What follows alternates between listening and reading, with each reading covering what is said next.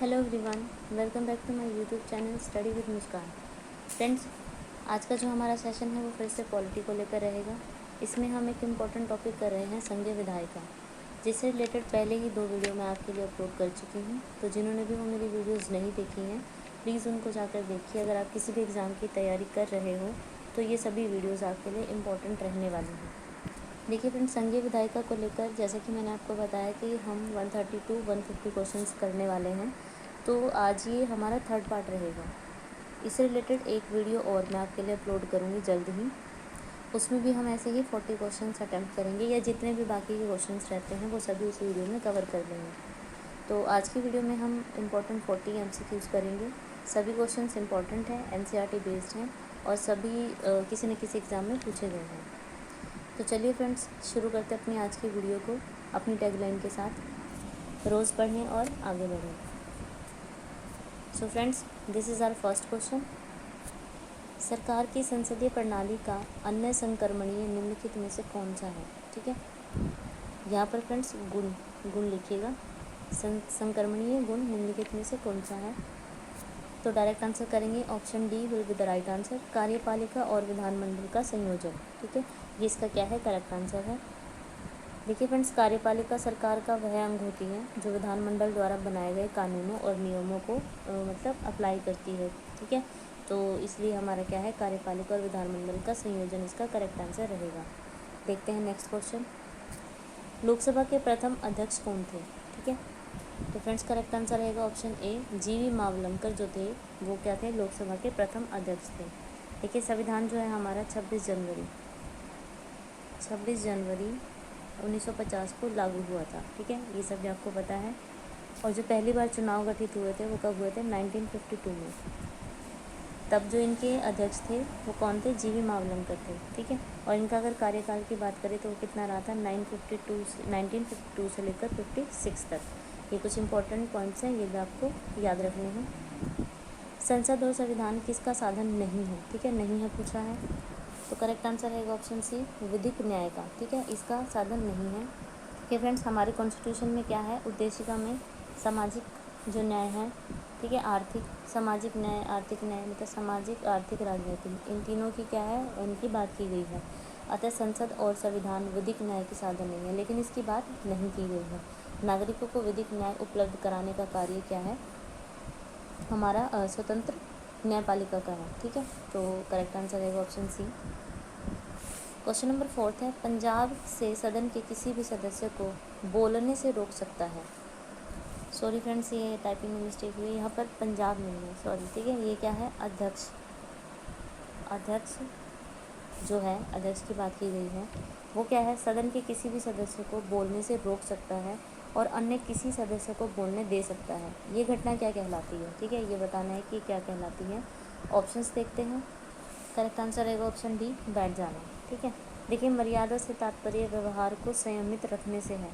अंतर्प्रशन का अर्थ क्या होता है जो यहाँ पर दिया गया है? मर्यादा से आपको मैंने बताया कि व्यवहार को संयमित रखने से है, और अंतर्प्रशन का अर्थ है संसद में औपचारिक रूप से प्रश्न पूछने का अधिकार। ठीक है, ये है, लेकिन जो हमसे पूछा गया है वो क्या है? बैठ जाना, पक्षत्याग तो नहीं होगा। ठीक है, तो करेक्ट आंसर रहेगा ऑप्शन डी। नेक्स्ट क्वेश्चन है, निम्नलिखित कथनों पर विचार करके आपको बताना है कि कौन सा कथन सत्य है। भारत के संविधान में संशोधन केवल लोकसभा में एक विदेशी पुनर्स्थापना द्वारा ही प्रारंभ किया जा सकता है। गलत है, ऐसा नहीं है। केवल एक सत्य, इसको बाद में देखते हैं। यदि ऐसा संशोधन, संविधान संशोधन जो है संविधान के संघीय चरित्र में परिवर्तन की मांग करता है, तो संशोधन का अनुसमर्थन भारत के सभी राज्यों के विधानमंडल द्वारा किया जाना आवश्यक है। ये भी नहीं है। ठीक है, यानी कि क्या हमारा ऑप्शन डी ठीक रहेगा, दोनों असत्य हैं। देखिए फ्रेंड्स, अब इसके बारे में जानते हैं। भारत में जो हमारा संविधान में संशोधन एक बिल के रूप में संसद में लाया जाता है। ठीक है, जैसे हमने पढ़ा था धन विधेयक, साधारण विधेयक, इस तरह से। इसके बाद दोनों सभाओं में इस बिल को क्या है? अनुसमर्थन प्राप्त करना होता है। इसके अतिरिक्त क्या होता है? कम से कम 50, ठीक है, 50% राज्यों की पुष्टि इन संशोधनों को मिलनी चाहिए। मतलब 50% कम से कम इसके फेवर में होने चाहिए। और फिर जब ये सभी लेवल पार हो जाते हैं, इसके बाद क्या है? लास्ट में राष्ट्रपति का अनुमोदन प्राप्त करना भी ज़रूरी होता है। ठीक है, तो इसलिए क्या है? ये जो दोनों पॉइंट थे गलत थे, सही मैंने आपको बता दिया है। ठीक है, नेक्स्ट क्वेश्चन देखते हैं। संसद अंतर्राष्ट्रीय संधियों को भारत के किसी भाग अथवा संपूर्ण भारत में लागू करने के लिए कोई भी कानून बना सकती है, किसकी सहमति से? तो फ्रेंड्स करेक्ट आंसर रहेगा ऑप्शन ए, बिना किसी राज्य की सहमति से। ठीक है, देखिए क्या होता है कि संसद को संघ सूची में दिए गए, संसद क्या है, संघ सूची में दिए गए किसी भी विषय पर क्या है, कानून बना सकती है और उसे किसी राज्य की सहमति की ज़रूरत नहीं होती। ठीक है, नेक्स्ट क्वेश्चन है, भारत के महान्यायवादी के संदर्भ में निम्नलिखित कथनों पर विचार करके बताइए कि कौन सा कथन सत्य है। अपने कर्तव्यों के परिपालन में उसे भारत के सभी राज्यों में श्रवण अधिकार होगा, करेक्ट है। वह राष्ट्रपति द्वारा नियुक्त किया जाता है, ये भी करेक्ट है। उसके पास वही अर्हताएँ होनी आवश्यक हैं जो उच्च न्यायालय के न्यायाधीश के लिए आवश्यक हैं, ऐसा नहीं है। तो क्या है हमारा ऑप्शन डी करेक्ट रहेगा, केवल फर्स्ट और सेकेंड। देखिए भारत के जो महान्यायवादी हैं उनका जो वर्णन है वो आर्टिकल 76 में है। ठीक है, इसकी नियुक्ति क्या है, भारत के राष्ट्रपति द्वारा की जाती है, जैसा कि हमें बताया भी गया है। और जो व्यक्ति उच्चतम न्यायालय यानी कि हाई कोर्ट का न्यायाधीश बनने की योग्यता रखता है, ऐसे किसी व्यक्ति को राष्ट्रपति महान्यायवादी के पद पर नियुक्त कर सकते। नेक्स्ट क्वेश्चन है, निम्नलिखित में से कौन सी विशेषताएं संघीय राज्य के मानकों के विपरीत हैं? एकल एकीकृत, न्यायपालिका, सामान्य अखिल भारतीय सेवा। तो करेक्ट आंसर रहेगा ऑप्शन सी यानी कि दोनों। देखिए फ्रेंड्स, भारतीय संविधान के अकॉर्डिंग क्या है, भारत एक राज्यों का संघ है और संघीय शासन प्रणाली के अंतर्गत क्या है, केंद्र एवं राज्यों की अपनी अपनी सेवाएं और न्यायपालिका होती है। ठीक है, तो इसलिए ये हमारा इसके विपरीत रहेंगे।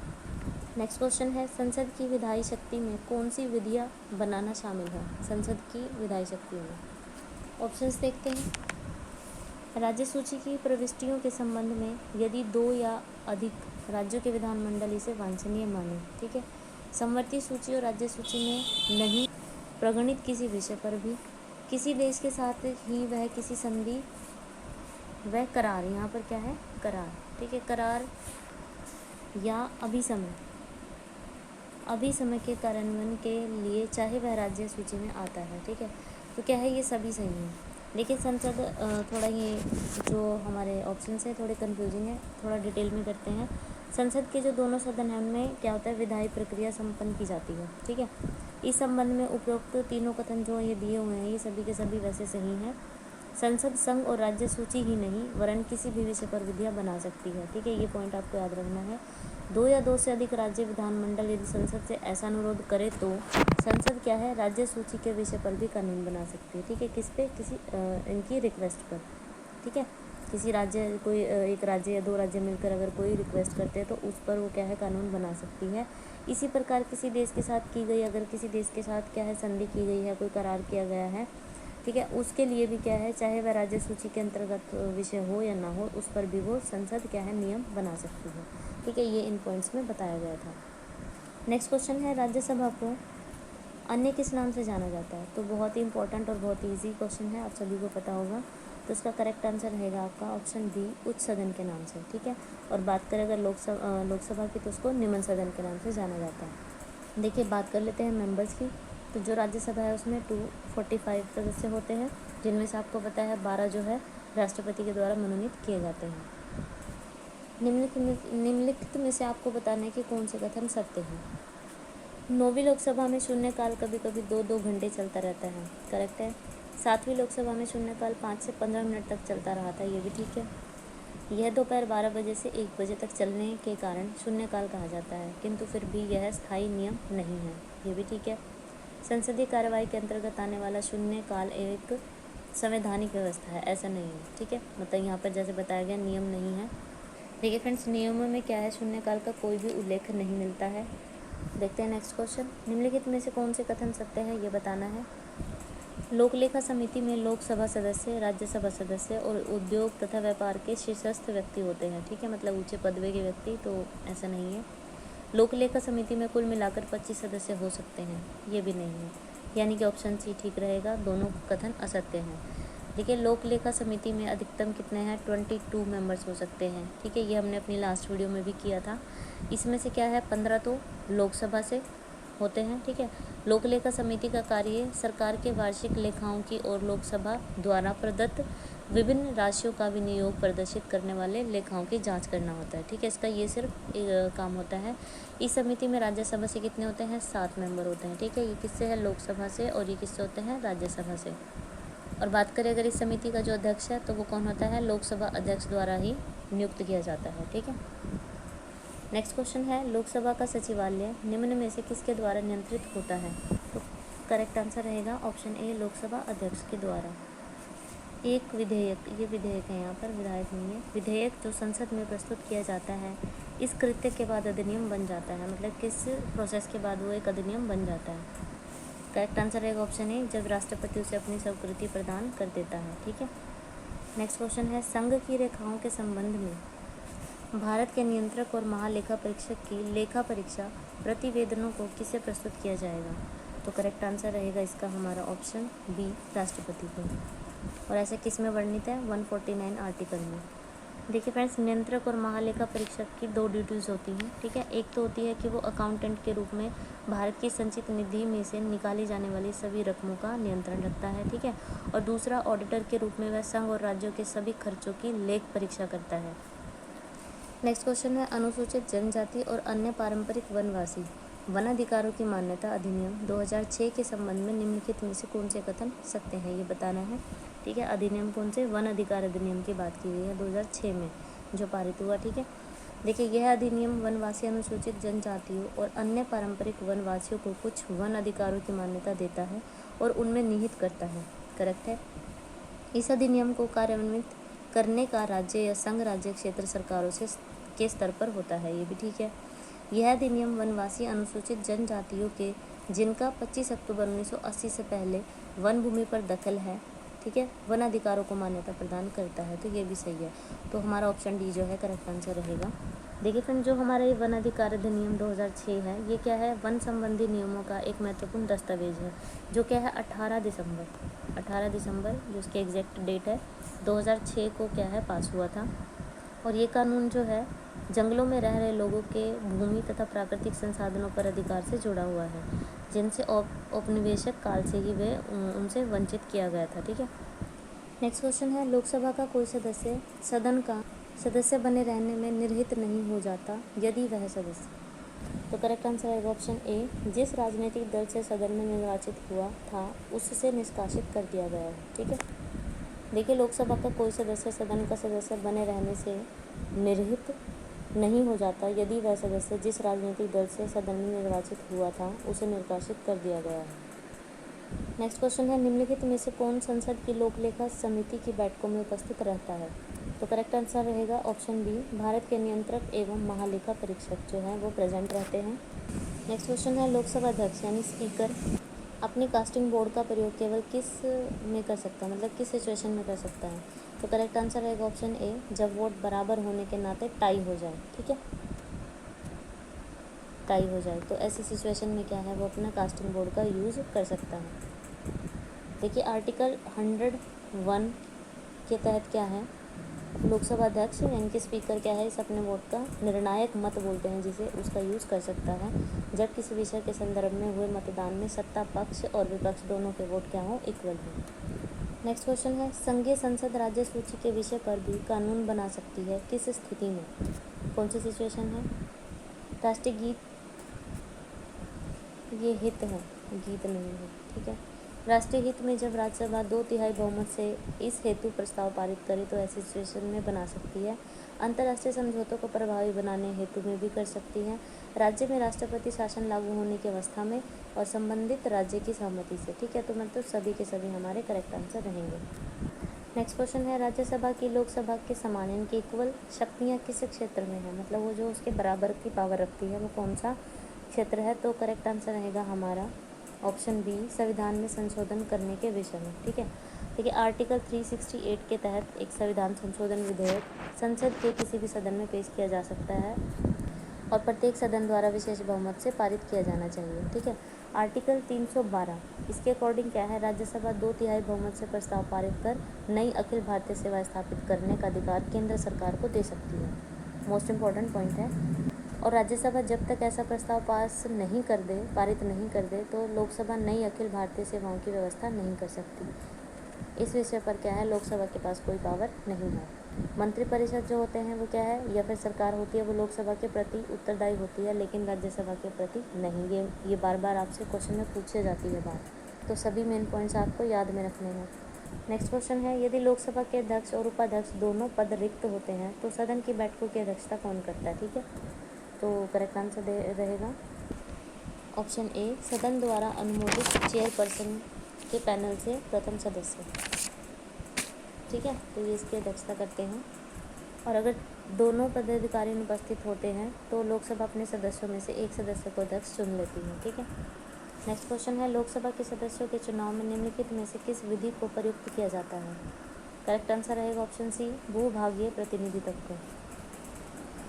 देखिए, लोकसभा के लिए प्रत्यक्ष निर्वाचन कराने के लिए सभी राज्यों को प्रादेशिक निर्वाचन क्षेत्रों में बांट दिया जाता है।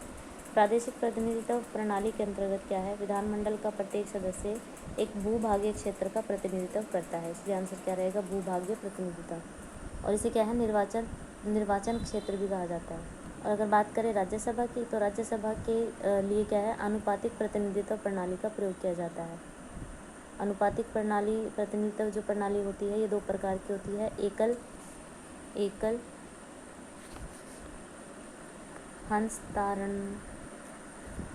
हस्तांतरणीय मत व्यवस्था, ये फर्स्ट हो गई, और दूसरी होती है सूची व्यवस्था। ठीक है, तो ये मेन पॉइंट है, ध्यान में रखिए। नेक्स्ट क्वेश्चन है, भारतीय संसद में लोक लेखा समिति का अध्यक्ष कौन होता है? करेक्ट आंसर रहेगा ऑप्शन सी, विपक्षी दल का नेता। देखिए, लोक लेखा समिति क्या है, वित्तीय समिति है, जिसका जो मतलब क्या है, गठन क्या है, 1921 में किया गया था, जिसमें क्या है 15 टोटल मेंबर्स थे, लेकिन 1954 से 1955 में इस समिति में कुल कितने सदस्य हो गए थे, 22। ठीक है, जिसमें कि मैंने आपको बताया 15 लोकसभा से और 7 राज्यसभा से।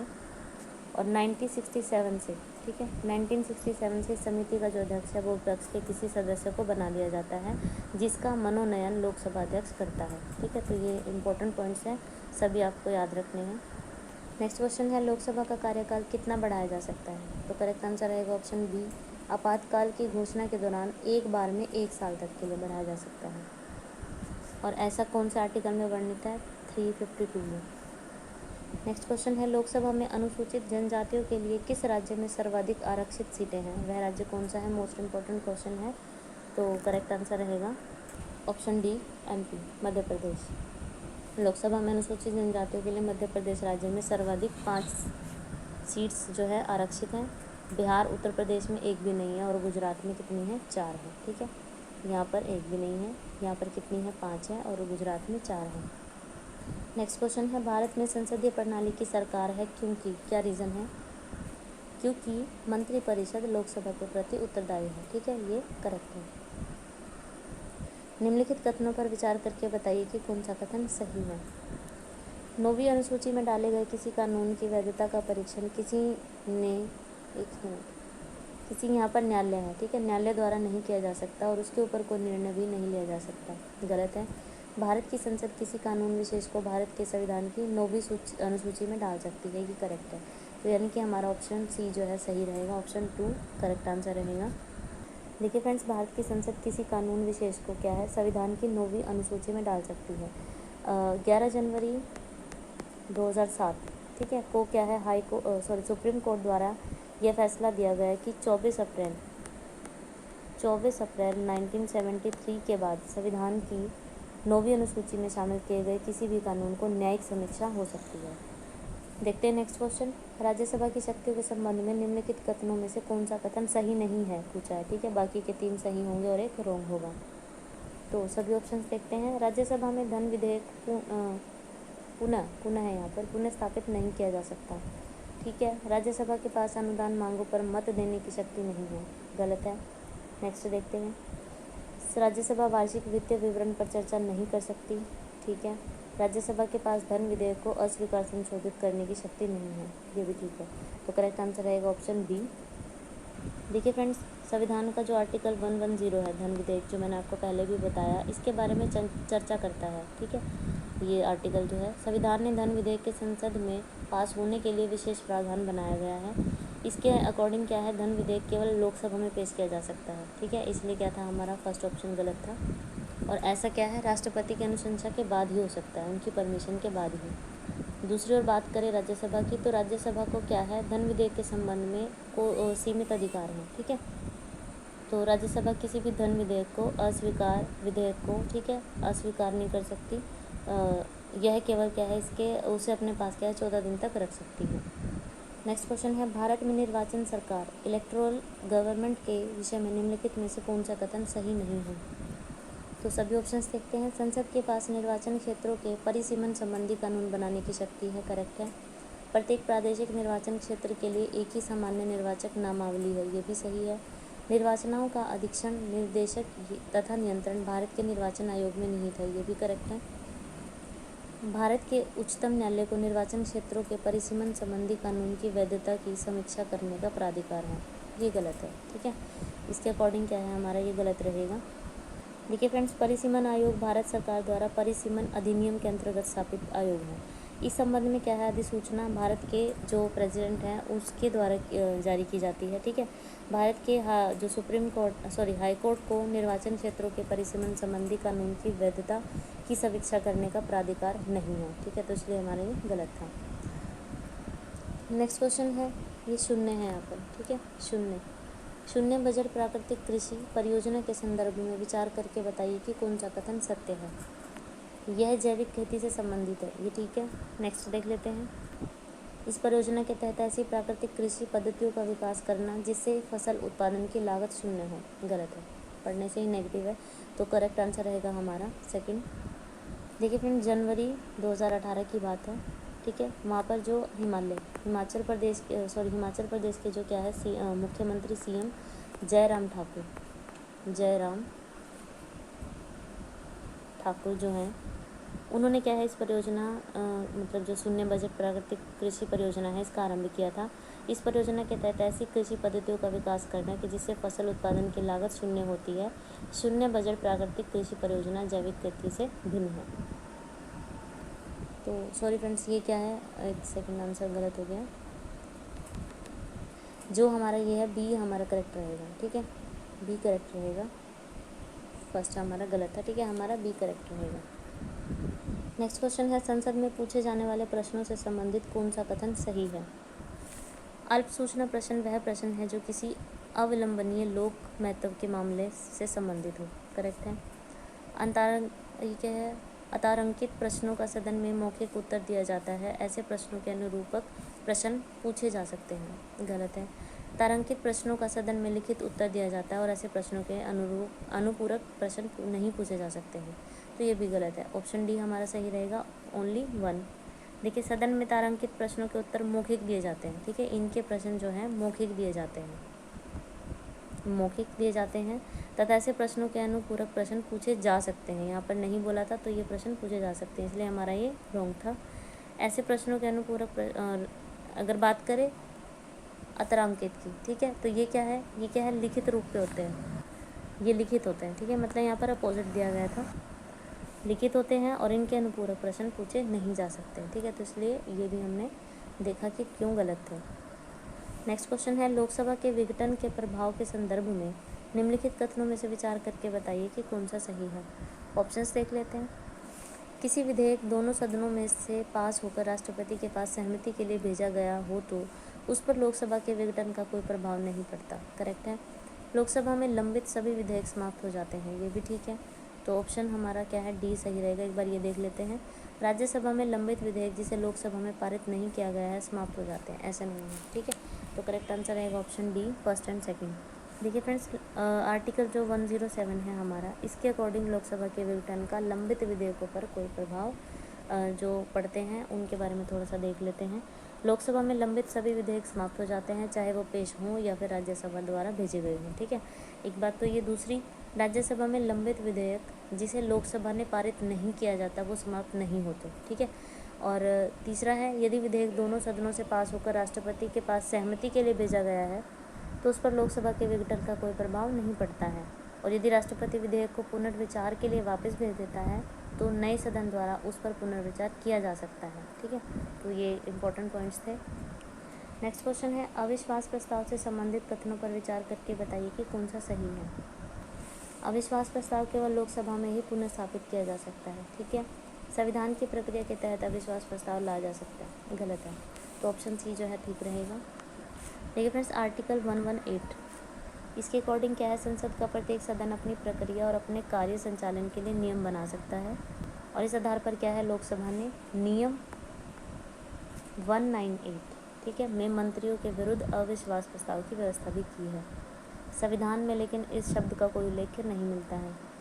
आर्टिकल बात करें 75 के थर्ड पार्ट की, तो इसके अकॉर्डिंग मंत्रिपरिषद लोकसभा के प्रति उत्तरदायी होगी, अतः अविश्वास प्रस्ताव को केवल लोकसभा में ही लाया जा सकता है। ठीक है, नेक्स्ट क्वेश्चन है, भारतीय संसद का बहुत सा काम सभा की समितियों द्वारा निपटाया जाता है। ठीक है, निपटाया जाता है, जिन्हें संसदीय समितियां कहते हैं। संसदीय समितियों के संदर्भ में निम्नलिखित कथनों पर विचार करके बताइए कि कौन सा सही है। लोकसभा की स्थायी समितियों में 3 वित्तीय समितियां यानी लोक लेखा समिति, प्राक्कलन समिति तथा सरकारी उपक्रम समिति का विशिष्ट स्थान है, ये करेक्ट है। तदर्थ समितियां प्रतिवर्ष या समय समय पर निर्वाचित या नियुक्त की जाती हैं और इनका कार्य कमोबेश निरंतर चलता रहता है, गलत है, यानी कि ऑप्शन सी हमारा ठीक रहेगा। देखिए फ्रेंड्स, जो तदर्थ समितियां होती हैं किसी विशिष्ट प्रयोजन के लिए नियुक्त की जाती हैं, और जब वे अपना काम खत्म कर देती हैं तो उसके बाद प्रतिवेदन प्रस्तुत कर देती हैं और उनका अस्तित्व समाप्त हो जाता है। ठीक है, लेकिन स्थायी जो समितियां हैं, स्थायी समितियों का जो गठन है वो क्या है, वर्ष में यानी कि हर साल क्या है, सदन के द्वारा किया जाता है। नेक्स्ट क्वेश्चन है, निम्नलिखित में से किस निकाय द्वारा प्रधानमंत्री राष्ट्रीय राहत कोष संचालित किया जाता है। तो करेक्ट आंसर रहेगा ऑप्शन बी, प्रधानमंत्री कार्यालय यानी कि पीएमओ। ठीक है, प्रधानमंत्री राष्ट्रीय राहत कोष का संचालन प्रधानमंत्री कार्यालय यानी कि पीएमओ द्वारा किया जाता है।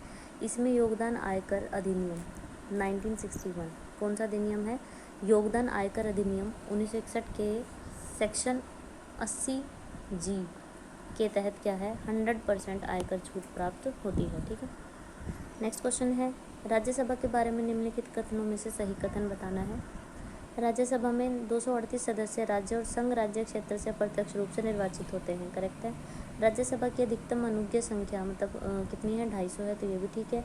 अखिल भारतीय सेवाओं के सृजन जैसे मामलों में इसकी लोकसभा के साथ समान रूप से विधायी ठीक है, विधायी शक्तियाँ हैं, तो ये गलत है। तो हमारा ऑप्शन डी जो है करेक्ट आंसर रहेगा, फर्स्ट एंड सेकंड। देखिए फ्रेंड्स, आर्टिकल 80 की बात है, इसमें क्या है, राज्यसभा के सदस्यों की अधिकतम संख्या 250 निर्धारित की गई है, जिनमें 12 राष्ट्रपति द्वारा मनोनीत होते हैं और 238 सदस्य राज्यों और संघ राज्यों के क्षेत्रों से प्रतिनिधित्व होते हैं। नेक्स्ट क्वेश्चन है, संघीय मंत्रिमंडल का पुनर्गठन किसकी रिपोर्ट पर आधारित था। करेक्ट आंसर देखते हैं, ऑप्शन सी जो है करेक्ट आंसर रहेगा, गोपाल स्वामी अयंगर की रिपोर्ट पर। ठीक है, और ये रिपोर्ट इन्होंने कब पेश की थी, 1949 में। नेक्स्ट क्वेश्चन है, निम्नलिखित में से किस राज्य से लोकसभा के 2 सदस्य निर्वाचित किए जाते हैं। तो करेक्ट आंसर रहेगा ऑप्शन डी, त्रिपुरा से।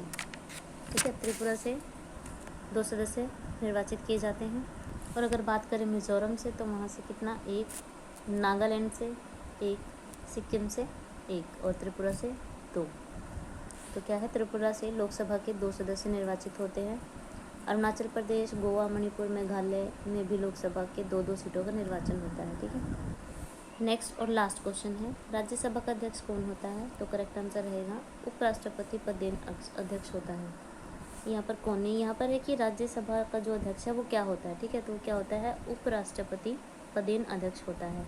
उपराष्ट्रपति राज्यसभा का पदेन अध्यक्ष होता है। आर्टिकल 89(1) के तहत क्या है, भारत का उपराष्ट्रपति राज्यसभा का पदेन सभापति होगा। उपराष्ट्रपति का जो निर्वाचन है वो संसद के दोनों सदनों के निर्वाचित सदस्यों से मिलकर बनने वाले निर्वाचक मंडल द्वारा किया जाएगा, जिसका वर्णन क्या है, आर्टिकल 66(1) में किया गया है। ठीक है, तो ये इंपॉर्टेंट पॉइंट्स थे। तो फ्रेंड्स, आज की हमारी वीडियो यहीं पर ख़त्म होती है। हमने आज भी ऐसे ही 40 क्वेश्चंस किए हैं। आई होप कि आपको वीडियो अच्छी लगी होगी। वीडियो आपके लिए बहुत ही यूज़फुल रहने वाली हैं, जितनी भी मैं आपको करा रही हूँ। ठीक है, सभी के सभी questions exam point of view से सिलेक्टेड है, ठीक है। तो प्लीज़ आप सभी वीडियोस को शुरू से एंड तक देखिए, और अगर आपको वीडियो पसंद आई है तो प्लीज़ वीडियो को लाइक कीजिए, शेयर कीजिए अपने फ्रेंड्स के साथ, या फिर जो लोग तैयारी कर रहे हैं उन लोगों के साथ, ठीक है। और अगर आप मेरे चैनल पर नए हैं तो प्लीज़ मेरे चैनल को सब्सक्राइब कीजिए, ताकि आने वाले जितने भी अपडेशंस हैं वो आपको सबसे पहले मिल सकें। और लास्ट में फिर से एक बार कहूँगी कि अगर वीडियो से लेकर कुछ भी, चैनल से लेकर आपका कोई भी सजेशन है तो प्लीज़ मुझे कमेंट बॉक्स में कमेंट ज़रूर करिए। आपका सजेशन मेरे लिए बहुत ही यूज़फुल रहेगा। तो thank you so much for watching my video.